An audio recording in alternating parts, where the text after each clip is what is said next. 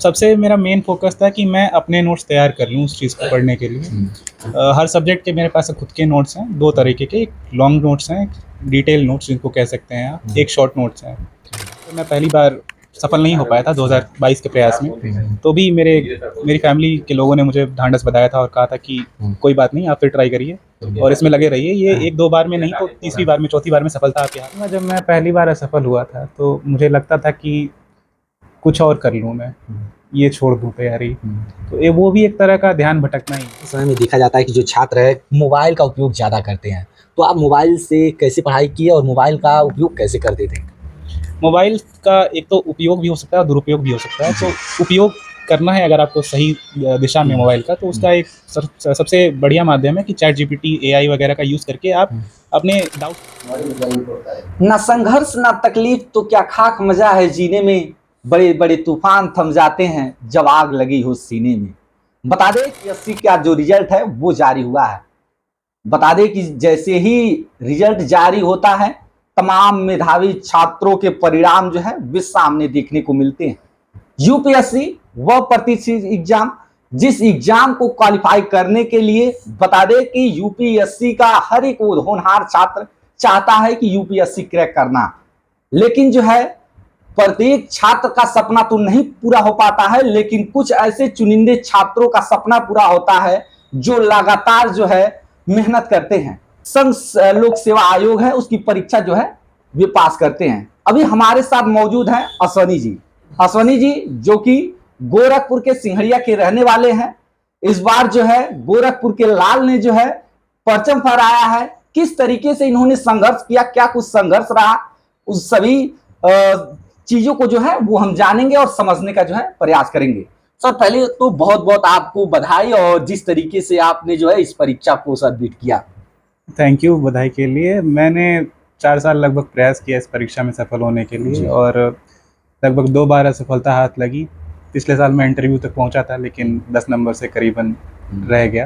अच्छा चलिए, अभी तो हम संघर्षों के भी बारे में जानना चाहेंगे, लेकिन उससे पहले हमारे दर्शकों को ये बताइए कि जब ये रिजल्ट आया तो रिजल्ट सबसे पहले कौन देखा और आपने किसे बताया?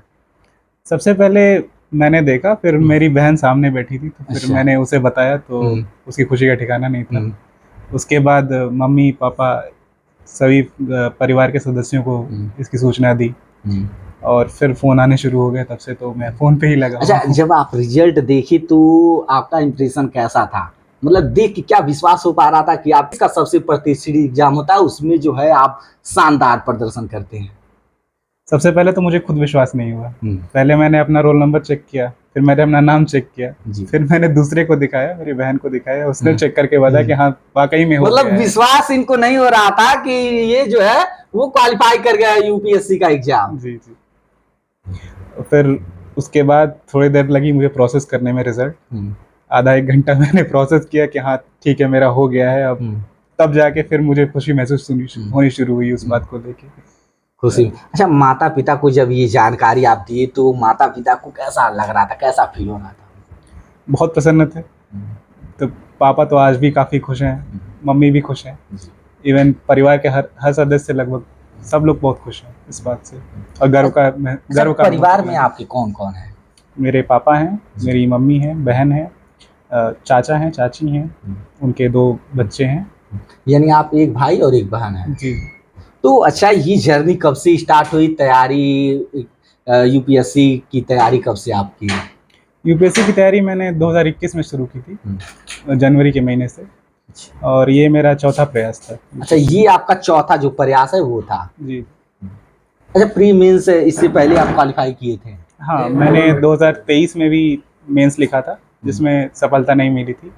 2024 में इंटरव्यू दिया था जी, और 2025 के इंटरव्यू में के बाद मेरा ये रिजल्ट आया।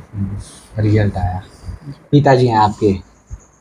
सर, जब पहली बार आपको पता चला कि आपकी बेटी जो है यूपीएससी का एग्जाम क्रैक की हो, कैसा आपको फील हो रहा था उस समय? बहुत बढ़िया, सीना गर्व से चौड़ा हो गया और हम लोगों की इच्छा थी कि ये जाएं। देश की सबसे बड़ी प्रतिष्ठित परीक्षा में जो है ये इनका आना हमारे लिए बहुत सौभाग्य की बात है। गांव समाज सम्मान सबका जो है सर ऊंचा हो गया इनके आने से। चलिए, गांव समाज का जो सीना है वो चौड़ा हो गया और मान सम्मान जो है कहीं ना कहीं बढ़ चुका है। और कैसी आप तैयारी की, किस तरीके से संघर्ष किए, क्या रणनीतियां रही आपकी इस एग्जाम को क्रैक करने को लेकर के, वो थोड़ा सा हमारे दर्शकों से साझा करें। मैंने कोचिंग ली थी सर्वप्रथम इसके लिए, क्योंकि मैं इंजीनियरिंग बैकग्राउंड से हूँ, तो उतना मुझे आइडिया नहीं था कि क्या पढ़ना है क्या नहीं पढ़ना है। तो उस गाइडेंस के आपकी लिए शिक्षा दीक्षा के बारे में पहले जान लेते हैं, फिर वहां पे आते हैं। शिक्षा दीक्षा की शुरुआत कैसे क्या रही आपकी? मैंने सिविल इंजीनियरिंग की हुई है IIT BHU से। जी। और उसके बाद मैंने तैयारी शुरू की थी 2021 में, जब मुझे कुछ पता नहीं था कि क्या पढ़ना होता है। तो उसके लिए फिर कोचिंग लेनी पड़ी थी, आवश्यकता थी। तो उसके लिए फाउंडेशन कोर्स किया था मैंने, और ऑप्शनल के लिए अलग से फाउंडेशन कोर्स किया था। उसके बाद फिर मैंने खुद से पढ़ाई शुरू की, अपने नोट्स बनाए, उनमें वैल्यू एडिशन किया, और हर बार थोड़ा थोड़ा करके नंबर बढ़ाए हैं ये 3 साल में, और उसका रिजल्ट देख रहे हैं। अच्छा, इंजीनियरिंग करने के बाद देखा जाता है आमतौर पे तो सभी इंजीनियर लोग जो है बड़ी बड़ी कंपनियों में जाते हैं, वहाँ पे जॉब करते हैं, लेकिन आपके मन में ये कहाँ से आया कि आपको देश की सेवा के लिए सबसे जो प्रतिष्ठित एग्जाम है उसको क्रैक करना है, और उसके लिए आप तैयारी करते हैं और लग जाते हैं और क्रैक भी करते हैं? इसकी इंस्पिरेशन तो मेरी फैमिली से ही मिली है मुझे। पहले तो मैं गांव से जुड़ा हुआ हूँ, पापा आते जाते रहते हैं, और हम लोग काफ़ी समय तक वहाँ रहे भी हैं। तो हमने देखा है कि गांव कैसे बदला है हमारा, और उसको बदलने के पीछे ब्यूरोक्रेसी और एडमिनिस्ट्रेशन का काफ़ी हाथ है। तो उससे प्रभावित होकर भी मैंने कॉलेज में ही सोच लिया था कि 3rd ईयर से मैं तैयारी शुरू करूँगा, लेकिन किसी कुछ कारणों की वजह से उस समय तैयारी शुरू हो नहीं पाई। कोविड आ गया था तो पोस्टपोन करनी पड़ी। तो उसके बाद फिर मैंने 2021 से उसी सिलसिले में तैयारी शुरू की। जॉब ली नहीं मैंने उसी के चक्कर में। और रणनीतियाँ सर क्या रही इस एग्जाम को क्रैक करने को लेकर के, अगर देखी जाए तो क्या रणनीतियाँ आपकी रही? सबसे मेरा मेन फोकस था कि मैं अपने नोट्स तैयार कर लूँ उस चीज़ को पढ़ने के लिए। हर सब्जेक्ट के मेरे पास खुद के नोट्स हैं, 2 तरीके के। एक लॉन्ग नोट्स हैं, एक डिटेल नोट्स जिनको कह सकते हैं आप, एक शॉर्ट नोट्स हैं। और एग्ज़ाम के समय रिवाइज करने में शॉर्ट नोट्स सबसे ज़्यादा फ़ायदेमंद रहते हैं। उसके बाद फिर मैंने टेस्ट सीरीज़ बहुत सारी लिखी हैं, इससे प्रैक्टिस हो जाती है। असल में क्वेश्चन सेम नहीं आएंगे, लेकिन वो आपको प्रैक्टिस करने में हेल्प कर देता है। और इस एग्ज़ाम में सबसे ज़रूरी ये बात है कि आप हिम्मत नहीं हारनी है आपको, क्योंकि मैराथन है एक तरह से ये। तो धीरे धीरे भागते रहना है, धीरे धीरे जो है भागते रहना अपने लक्ष्य की तरफ। जी। तो ये आपको बीच बीच में कभी ऐसा नहीं लगा कि मैं ये नहीं कर पाऊंगा? चाहे बीच में कभी कभी ऐसा भी लोग सोचते हैं, जो छात्र हैं वे सोचते हैं और पढ़ाई जो है वे छोड़ देते हैं, आपके मन में नहीं कभी ऐसा आया? मेरी फैमिली का मुझे पूरा सपोर्ट था। इनफैक्ट जब मैं पहली बार सफल नहीं हो पाया था 2022 के प्रयास में, तो भी मेरी फैमिली के लोगों ने मुझे ढांढस बंधाया था और कहा था कि कोई बात नहीं, आप फिर ट्राई करिए और इसमें लगे रहिए। ये 1-2 बार में नहीं तो तीसरी बार में, चौथी बार में सफलता आपके हाथ लगेगी। तो वही बात हुई कि मैराथन का गेम है ये, डैश नहीं है कि तुरंत भाग के ख़त्म कर लेंगे। तो हिम्मत नहीं हारनी चाहिए। हिम्मत नहीं हारनी चाहिए। और तैयारी आप यानी 4-5 साल से कंटिन्यू जो है वो करते रहे? जी, 4 साल लग गए मुझे तैयारी। 4 साल। चलिए, ये अश्वनी जी हैं जिन्होंने बताया कि बड़े ही संघर्ष के साथ इन्होंने जो है पढ़ाई किया, 4 साल तक कंटिन्यू जो है प्रिपरेशन पढ़ाई किया। और ये बताइए अश्वनी जी, पढ़ाई कितना समय तक आप करते थे? अब इसका कोई मैं हिसाब नहीं रखता था कि मैं कितने घंटे पढ़ रहा हूँ। मेरा दिन का एक टारगेट होता था कि ऑलमोस्ट जैसे देखा जाए 24 घंटे में कितने घंटे पढ़ने चाहिए छात्रों को? 8 से 10 घंटा मैं मानता हूँ कि सस्टेनेबल है, रोज़ किया जा सकता है। क्योंकि 12 से 14 घंटा मुझे नहीं लगता कि एग्ज़ाम के समय के अलावा आप पढ़ पाएंगे। तो मैंने तो 8 से 10 घंटा ही रोज़ किया, बस इस बात को ध्यान रखें। अच्छा, वर्तमान समय में देखा जाता है कि जो छात्र है मोबाइल का उपयोग ज़्यादा करते हैं, तो आप मोबाइल से कैसे पढ़ाई किए और मोबाइल का उपयोग कैसे करते थे? मोबाइल का एक तो उपयोग भी हो सकता है और दुरुपयोग भी हो सकता है। तो उपयोग करना है अगर आपको सही दिशा में मोबाइल का, तो उसका एक सबसे बढ़िया माध्यम है कि ChatGPT, AI वगैरह का यूज़ करके आप अपने डाउट्स पूछ सकते हैं उससे। वो उन क्वेश्चंस का आंसर बहुत अच्छा देता है। आप उसको इन्फॉर्मेशन कलेक्ट करने के लिए बहुत अच्छी तरह से इस्तेमाल कर सकते हैं। और यूट्यूब जैसे संसाधन मौजूद है जहाँ बहुत सारे वीडियो पड़े हुए हैं जो आपको आपकी जर्नी में बहुत सहायक साबित होंगे। यानी मोबाइल का आप लगातार जो है पढ़ाई के मामले में उपयोग करते रहे? हाँ, बिल्कुल।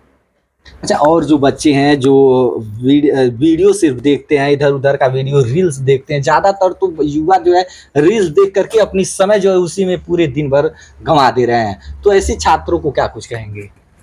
उनको मेरा यही संदेश है कि रील देखना एक तरह का शॉर्ट कंटेंट कंज्यूम करने जैसा है, जो आपको डूम स्क्रॉलिंग या फिर आपका अटेंशन स्पैन घटाने में बहुत नुकसानदायक साबित होता है। तो इससे बचने का उपाय ये है कि आप प्रोडक्टिव कंटेंट पे ध्यान दीजिए, आप लॉन्ग फॉर्मेट की वीडियोस देखिए और उससे कुछ सीखने का प्रयास करिए। ये आपको आगे चल के फ़ायदा करेगा। आगे चल के जो है फायदा करेगा। अश्विनी जी, एक और सवाल आपसे रहेगा, जब तैयारी हम शुरू करते हैं तब सबसे बड़ा डर और चुनौती क्या होता है छात्रों के लिए? सबसे बड़ा डर तो मैं यही मानता हूँ कि होता है कि हमारा आगे चल के सिलेक्शन होगा या नहीं होगा, क्योंकि ये सिलेक्शन रेट इस एग्ज़ाम में बहुत कम है। 9 लाख बच्चों में से 1000 सेलेक्ट होते हैं। तो इस डर को काबू पाने के लिए सबसे पहले तो अपने आप पे विश्वास रखिए और एक बार 1 से 2 अटेम्प्ट दीजिए। आपका अगर प्री क्वालिफाई होता है तो फिर आप उस पे आगे वर्क करिए, अपनी कमियों को सुधारिए और विश्वास बनाए रखिए। अच्छा अश्विनी जी, ये बताइए कि थोड़ा-सा हमारे दर्शक ये जानना चाहेंगे, जो स्टूडेंट है ये जानना चाहेंगे कि जो ये परीक्षा है सफलता पाने के लिए सबसे 3 महत्वपूर्ण बातें क्या होनी चाहिए आपके हिसाब से? मेरे विचार से सबसे महत्वपूर्ण बात ये है कि आपको ध्यान नहीं भटकाना है। दूसरी सबसे बात की हिम्मत नहीं हारनी है, क्योंकि असफलता आएगी आपके हिस्से में। असफलता को आप सीढ़ी बनाएं और आगे बढ़ें। और तीसरी बात कि आपको अकेले नहीं रहना है, आपको अपने परिवार से जुड़े रहना है, एक सपोर्ट सिस्टम मेंटेन किए रहना है, वरना फिर आप अगर अकेले रह जाएंगे तो डिप्रेशन, एंग्जाइटी ये सब इसमें आम बात है। तमाम चीज़ें सामना करने पड़ते हैं। अश्विनी जी, एक चीज़ और हमें बताइए, जबकि पढ़ाई के पीरियड के दौरान कभी-कभी ऐसा भी होता है कि युवा जो है भटक जाता है, तो ये भटकाव आपके अंदर कभी नहीं आया? नहीं, मैं शुरू से ही इस पे फोकस होके पढ़ाई कर रहा हूँ, दिल्ली में रहता हूँ, तो उस चीज़ के प्रति तो मेरी कभी ऐसा हुआ नहीं कि भटकाव आया हो या किसी चीज़ के प्रति मेरा बहुत ज़्यादा आकर्षण बढ़ा हो। तो इस मामले में तो मैं ज़्यादा एक्सपीरियंस हूँ नहीं। तो मैं कहूँगा कि किसी अनुभवी इंसान से ही ये सवाल किए जाएँ। कोई ऐसा इंसिडेंस जो आप हमारे दर्शकों के साथ शेयर करना चाहें? मेरे ज़हन में तो ऐसा कोई भी इंसिडेंस 4 साल में पढ़ाई के दौरान कोई ऐसा क्षण रहा हो जो आप हमारे दर्शकों से शेयर करें? बस ये कहूँगा, जब मैं पहली बार असफल हुआ था तो मुझे लगता था कि कुछ और कर लूँ मैं, ये छोड़ दूँ तैयारी। तो वो भी एक तरह का ध्यान भटकना ही है।